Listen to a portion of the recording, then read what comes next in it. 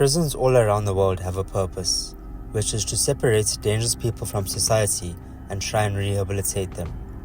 However, it seems like the prison system in South Africa is doing neither of those two.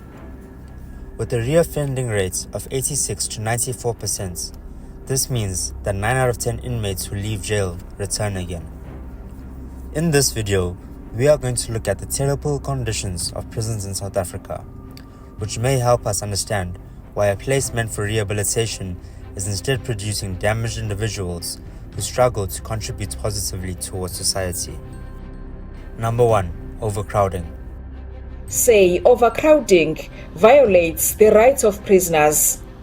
They say this further affects the rehabilitation and reintegration of prisoners back into society.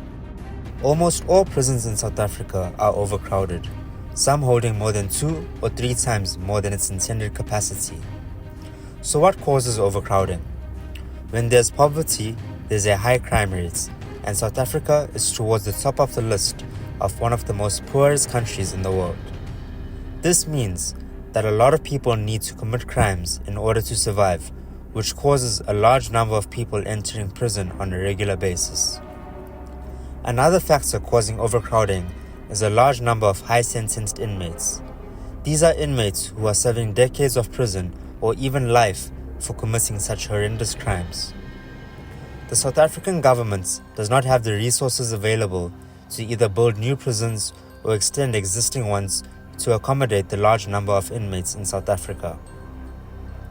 Due to these reasons, overcrowding becomes an issue, which results in high tension among inmates, and viruses like HIV and TB break out often. This situation is made worse by the lack of healthcare available.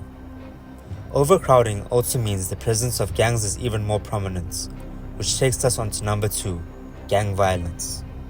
Most prisons in South Africa are run by a gang known as the Numbers Gang. This gang has 3 camps, which are split up into the 26s, 27s, and 28s, who each play a specific role in maintaining the gang's laws and acquiring resources in order to survive. With so many gang members around, they are able to corrupt officers, smuggle drugs, and abuse new inmates because of their power and presence. Gang violence and overcrowding are intertwined with one another. Overcrowding causes gang violence, and gang violence causes overcrowding. How? As we discussed, overcrowding means the presence of gangs are even more prominent, but that also means that the presence of gangs cause overcrowding, because these gangs force new inmates to join the gang or commit crimes that results in their sentence being extended.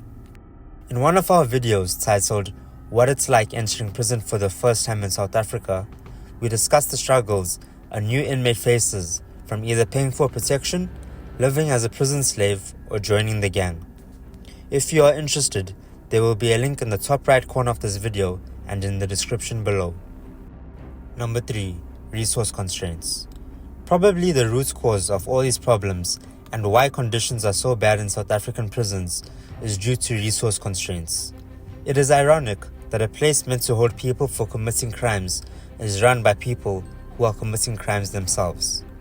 As it is, South Africa has a struggling economy that causes all the poverty and crime in the first place.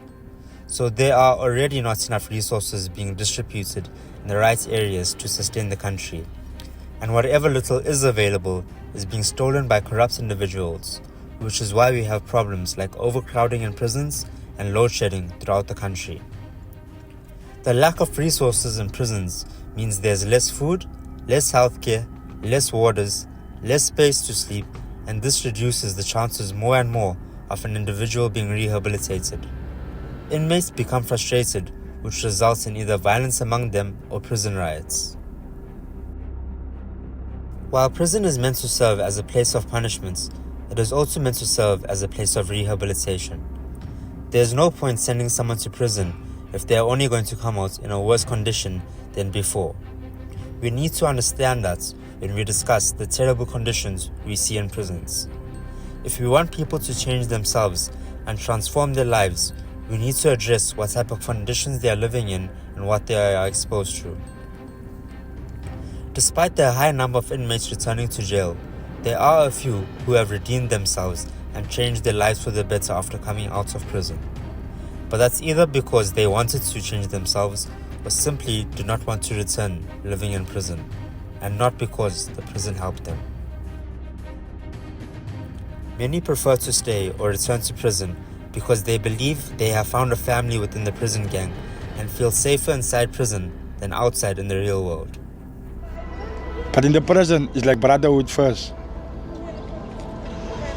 So I can tell you, it's better for me in prison. I'm safe in prison. What do you think is the solution to all these problems?